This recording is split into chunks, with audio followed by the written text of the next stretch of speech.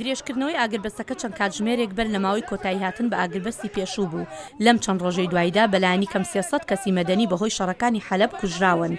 ڕێکخراوی مافەکانی مرۆڤی سووریا و کۆمیتە خۆجێیەکان دەڵێن ڕۆژی دووشەمە چەند هێرشێکی ئاسمانی کراوەتە سەر ناوچەکانی دەوروبەری حەلەب لە ناویاندا ڕاشیدێنیش.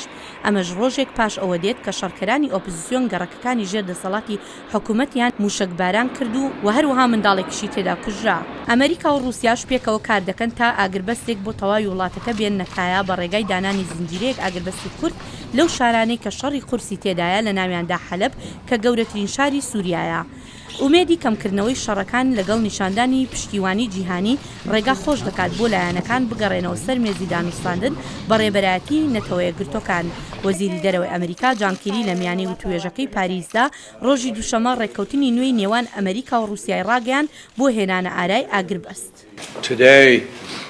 ئەمڕۆ رووسیا و ئەمریکا وەک سەرۆکایەتی دەستەی پشتیوانی نێونەتەوەی بۆ سووریا ڕاگەاندنێکمان بڵاو کردوێتەوە بە بەشداری هەموو هاوکارەکانمان کە جەخت لە ئاگربەستێکی سەرانسەری دەکات. هەروەهاش گەیاندنی تەواوی کۆمەکە مرۆڤایەتیەکان بەپێی بڕیاری 2254 ئەنجومەنی ئاسایشی نەتەوەی گرتوەکان.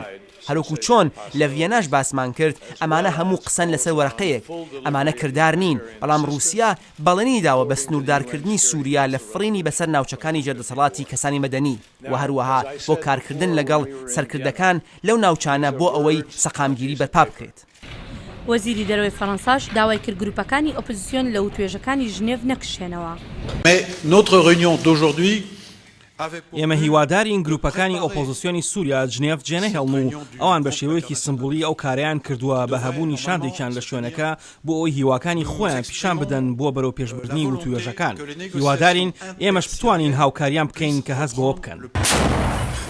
سەرباری ئەم هەوڵانە بۆ کۆتایی هێنان بە توندوتیژی سووریا حەمزە بن لادنی کوڕی ئۆسامە بن لادنی ڕێبەری پێشووی تۆڕی تیرۆریستی ئەلقاعیدا داوا دەکات جیهادیەکان لە سووریا یەکگرتوو بن و دەشڵێت شەڕی سووریا تەنها ڕێگەیە بۆ ڕێگەخۆشکردن بۆ ئازادی فەڵەستین. هێرۆ زەنگەنە، دەنگی ئەمریکا.